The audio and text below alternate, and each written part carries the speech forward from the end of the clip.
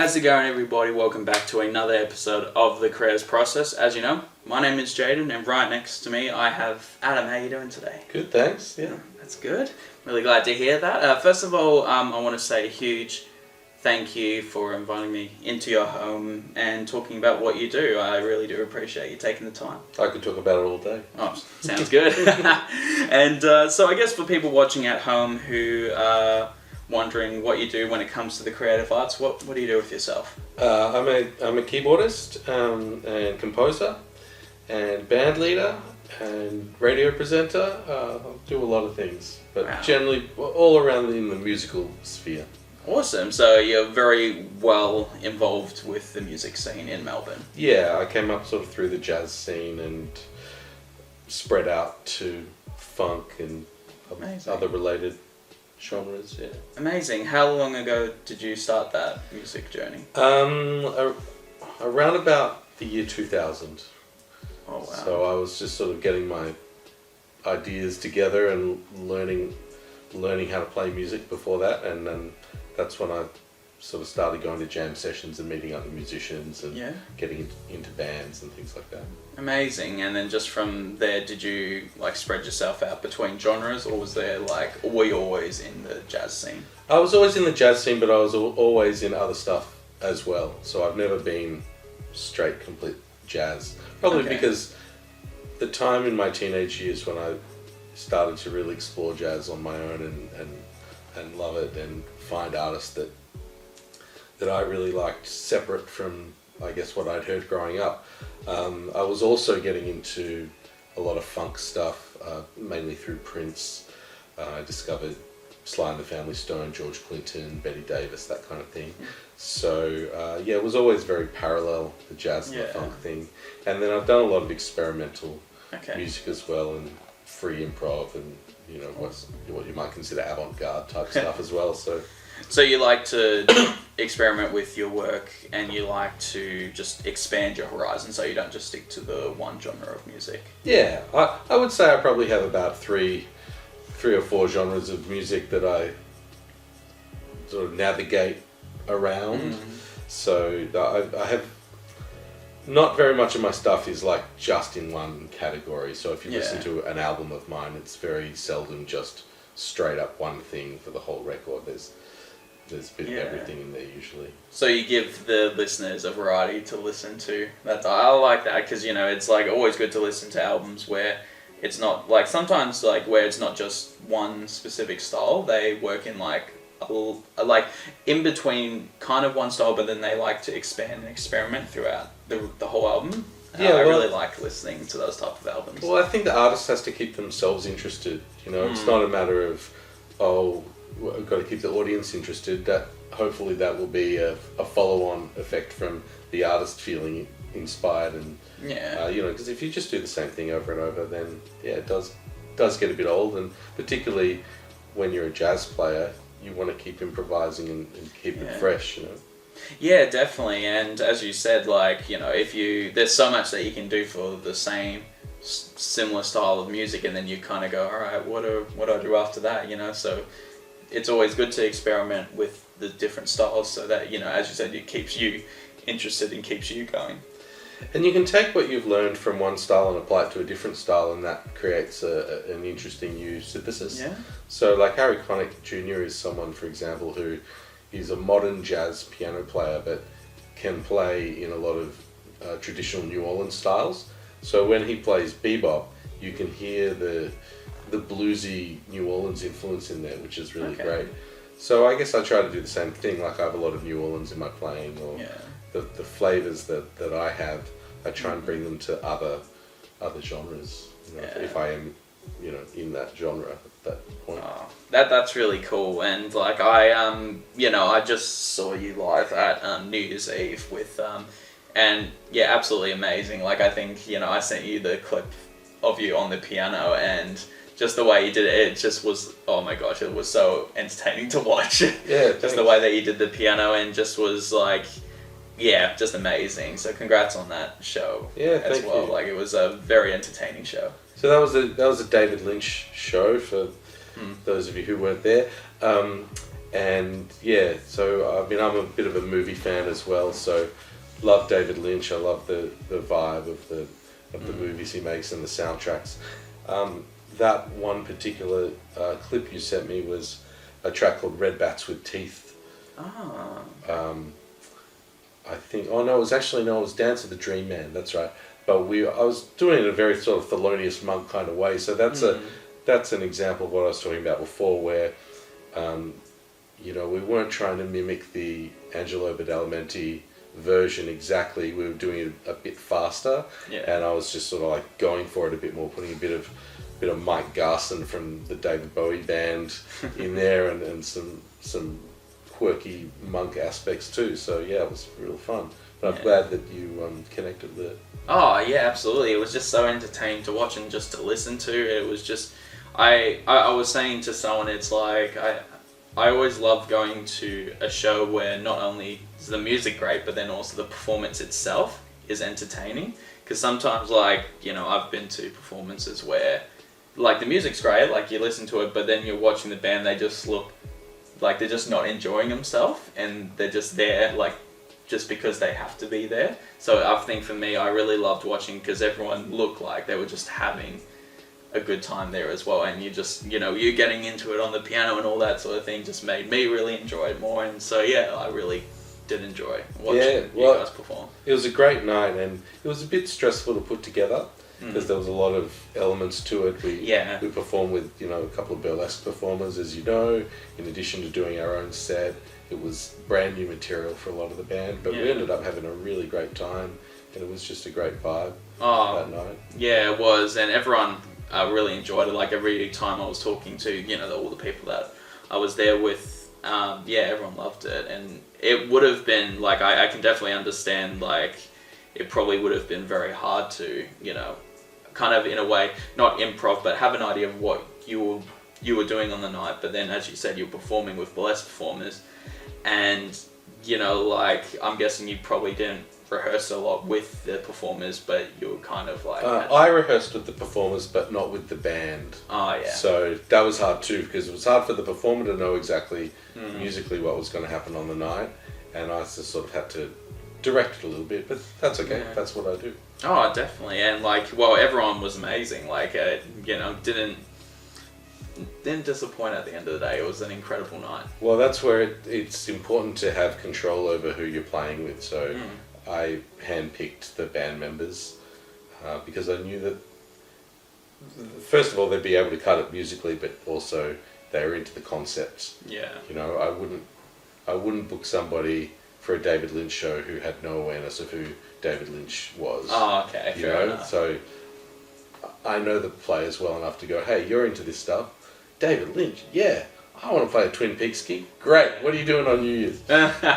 Amazing. So do you think, as you were saying, you probably would have not chosen people who weren't familiar with his work, so you thought that was not for that gig. Yeah. So you thought that was a very important aspect with that. Yeah, because it goes beyond the music. We really want to understand the vibe and inhabit the character. It's kind of like cosplaying a little bit,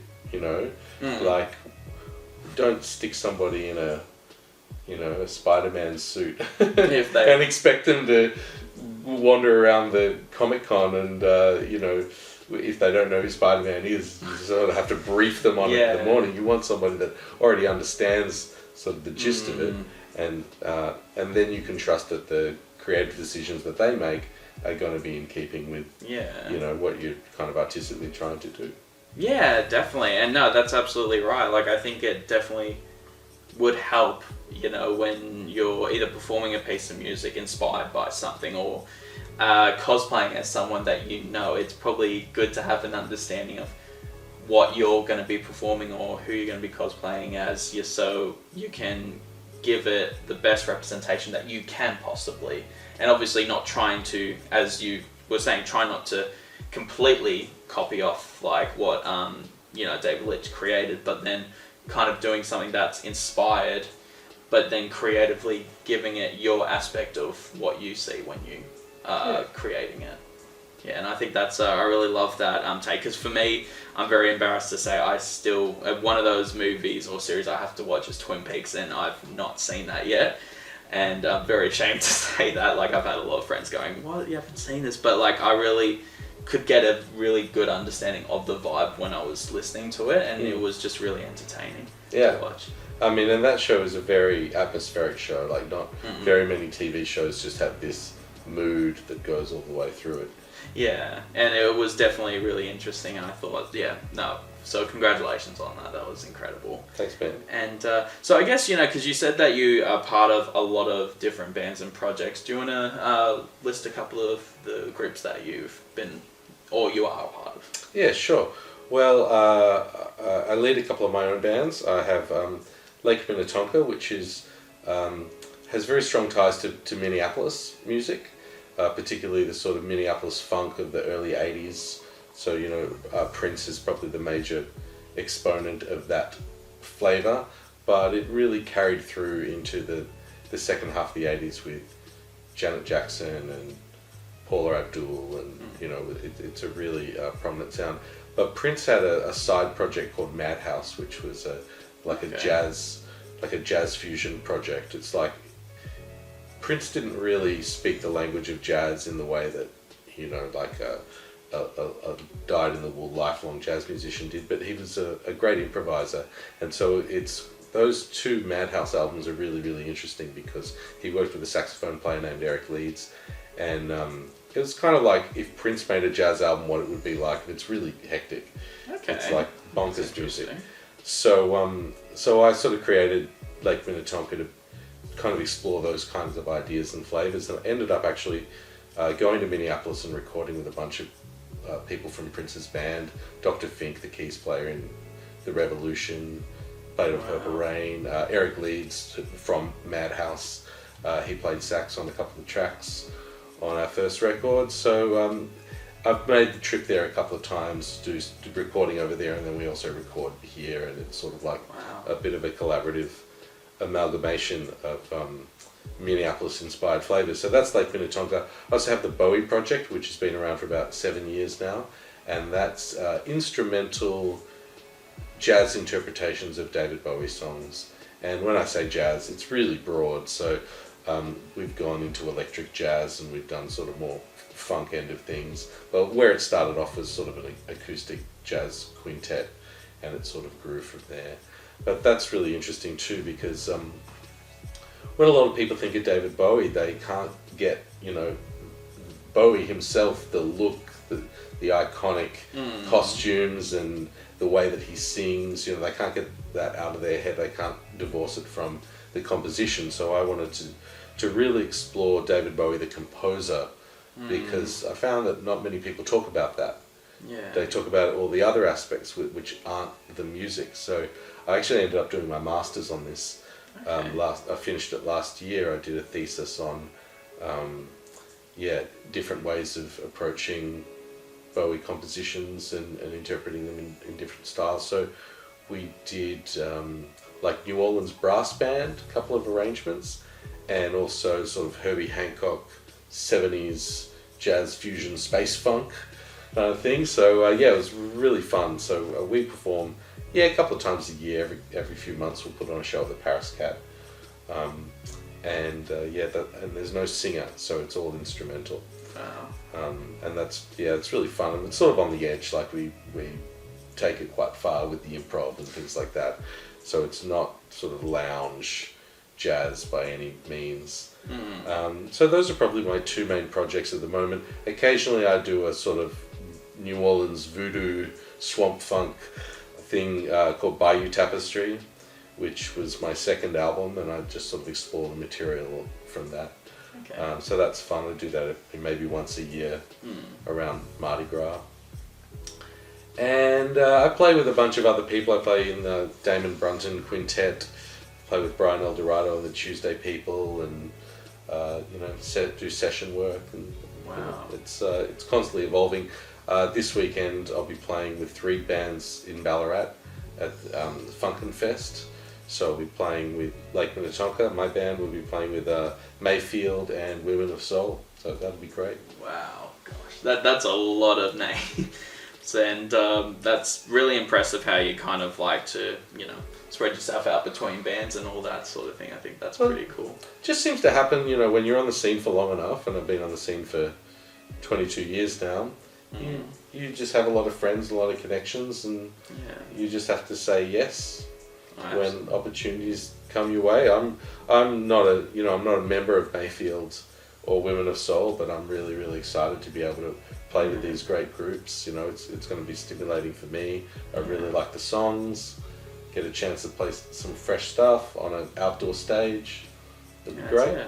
All about opportunities and making those opportunities. And it seems like you are definitely a person who likes to take up those opportunities and go and tries not to push anything back when... I'm very bad at saying no to stuff. To my own detriment. Sometimes. It's all good. And I think I'll ask you about because how you say that a lot of your projects there's no vocals or nothing like that. Sometimes there are. Lake Minnetonka is interesting because we have the sort of the jazz fusion tracks, and then there are songs that I co-write with different singers. Okay. So we have 2 to 3 vocalists featured on our recordings. So half the album will be instrumental and half will be songs. Yeah. So it's a bit of a mix. Okay. In Lake Minnetonka. And I do write songs and I write lyrics, but they're just, as you said, there aren't that many projects at the moment where they're actually getting performed. So sometimes I do a thing called Songs Without Worlds, where it's like orphan songs that don't have a project, and I just sort of amalgamate them and I'll put on a show with tunes I've written, and I'll get somebody to sing them. I don't sing them myself. Wow. But that's only a very occasional thing. Yeah. Do you find it a challenge to, when you're just creating an album where there's no lyrics or anything do you find it a bit of a challenge to create an album where the music is the thing that is obviously leading the whole thing without no words, nothing like that? Do you find that a bit of a challenge? No. No? No, I always listen to lyrics in songs, but you can write lyrical melodies. Yeah. And I think, the tones you choose and the way that you mix the record can definitely, lead the ear where you want it to go. So I personally don't require lyrics to enjoy a piece of music, but I have friends that really do. If they don't have a story or something to latch onto that gives the song a specific meaning lyrically, then they can't get into it, which is not something that I've ever experienced myself. I don't care whether things have... Sometimes I think some songs would be better without lyrics. I think, God, if you were just going to write baby, baby, baby, yeah, yeah, yeah, why didn't you just write a piece of instrumental music? Yeah, and just have that as instead of the lyrics. And I think definitely that is a lot more challenging to write, a song with, obviously with just the beat to change and, create a bit of a storyline without words. And, I've listened to albums where they've tried to do it, and, as you said, sometimes you're just like, I'm not sure if that really worked. Or then sometimes it's just like, I've listened to albums where there are some instrumental parts and you're just like, wow, that just, without even saying anything, they've just been able to create this story within a song without saying any words. Because, and that is actually really hard, I can imagine, to, and I know that you said for you, it's one of those things where you just, you prefer creating songs without words, but, with other people, it's like, wow, I can imagine that would be very challenging. Sometimes you get a song that does a bit of both, it spends a lot of time setting up a mood before the vocals even come in. Yeah. Like Pink Floyd. It's something like that where there's 2 or 3 minutes of vibe before they even start singing. Or it's kind of like, one song I just thought of was Bad Out of Hell, Meatloaf, where he literally has I think it's saying 2-3 minutes of just instrumental at the start. Yeah, he's someone who isn't afraid of a long song, which is cool. I don't mind a 9-minute song. Yeah. If it has a trajectory. Yeah, because now that's the other thing is because I have listened to albums as well where they have long songs and you just kind of go this is just going on for a bit too long. But then when you have a song where literally 10 minutes pass and it doesn't even feel like it's been 10 minutes. That's where I think definitely you've achieved something right there, where you just go like I've listened to albums as well where that is the case, where I'm listening to like a 12-minute song and that time just goes so quickly because it's just this creative just roller coaster where it's just taking you on this ride, which is amazing. And I think that was one of the things that stood out for me with your performance, is that you created through the band, through the piano keys, just this incredible storyline through your music, which is, I have to give you a lot of credit for that, because I can imagine that would be hard to do that. And I think that's amazing. Thanks. That's all good. And I guess as a final question for this interview, like, what are some of your plans for 2022? Like, what have you got lined up? Well, through the pandemic, I was quite prolific, and I made a bunch of things, and I came up with a bunch of ideas of things that I want to keep doing. So I've got two solo albums that I'm kind of planning in my mind, and they're really niche-y concept albums. So one is called 20 Minutes Into the Future, and it's inspired by the TV show Max Headroom, and also the TV show Alien Nation and Total Recall 2070. So these are three like cyberpunk TV shows that went from the late 80s to the late 90s, and I watched all of them in their entirety during the pandemic, just for research. And there's also another mini series called Wild Palms, which is very interesting. So I'm just really intrigued by where we thought technology was going to go, and it all deals with pervasive technology and evil corporations, and it's all true. It's all come true. It doesn't feel like science fiction anymore. It feels like a documentary, but with cool lighting and haze. So so that's one kind of concept album that I want to work on. And the other one is I love Michael Keaton version of Batman, and I think that it was really sucked that he only got two goes at the role, and I feel similarly about Timothy Dalton as James Bond. I love Timothy Dalton. I think he's a great Bond, and I think he's really unfairly criticised, and he only got two goes, whereas Roger Moore, who screwed up like a million times, he had some moments, but he's been in a whole bunch of bad Bond films. He got just to go again and again and again and again. He got so many opportunities to screw it up or to get it right. Whereas Timothy Dalton, I think he did a really good job, but he still gets criticised. So my concept album is Michael Keaton, Batman, Timothy Dalton, James Bond. And put it all together. So half of it's going to sound like Danny Elfman, and half of it's going to sound like John Barry. So interesting. Yeah, and they both got cool cars: the Aston Martin Vantage V8 and the '89 Batmobile. The more I think about it, the more similarities I can think of. Wow. And they go. Timothy Dalton goes from 87 to 89, and Keaton goes from 89 to 92, so they have this little overlap in the time as well. Amazing. Yeah, so it's cool. I just like thinking about that stuff, and I've got a smile on my face. It excites me and inspires me to just think of this stuff. So I'll sit down at the keys and start churning out some cinematic action music. Cool.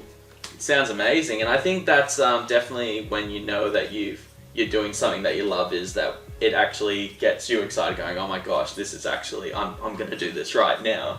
And because, we should be, as creators, we should be doing what we love and, what we enjoy doing. Because, if we're not enjoying what we're doing creatively, then, you have to think to yourself, why am I doing it in the first place? Well, a lot of it comes out of conversations with people. Like, the new Bond film came out in November, and you inevitably if you're into it, you get in conversations with people. And I just got so sick of defending Timothy Dalton that I was all fired up. It's like, God damn it, I'm gonna make a record about how much I love this guy. And then anybody that you've said it in your art, you can stop having the conversation, because it's exhausting. like trying to. I'm not trying to change people's minds, No, but like they're definitely trying to change my mind. I'm like, no, I'm immovable on this. I love it, and here's the proof. I made this thing. Where's your thing? Oh, you didn't make a thing. I guess you don't feel that strongly about it. Okay, I win. Amazing. It's like, I love that just as a way of a creative way of coming back, is just going, well, you know, here's my proof of how awesome they are. I love that. Or how awesome I feel that they are. You know, I was inspired to make this. You weren't inspired to do anything except just wins on Facebook. Okay, cool. It's like keep going to Twitter and just doing whatever. Yeah. Amazing. Well, I am very excited to hear these as a, you know, for me as I am too. I don't know what they're gonna go like yet. Oh, I'm excited to hear them. You have to definitely keep me posted, and if you ever do an album launch, I will definitely be there to come support it. I always do an album launch. Sounds perfect. Then, well, I am looking forward to your future projects and to see what the future holds for you, man. Thank you. Oh, that's okay. And so once again, I want to say a huge thank you for taking the time out of your day to come onto the channel and talk about what you do. I really did enjoy talking to you. And so for everyone watching at home, thank you so much for tuning into another episode of The Creators Process. If you want to check out Adam's amazing work, all his music, I'll leave links to everything down below. Go and support him and go purchase his albums. I'll leave his Bandcamp so you can listen to his albums. Go purchase them.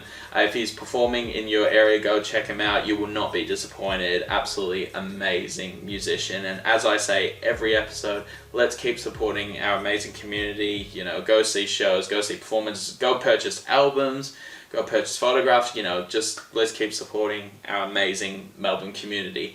Comment, like, and subscribe, and I will see you in the next episode. Alright, so the name of this tune is Swan Street Shuffle, and it's an old tune that goes back to my first album, Transmogrify.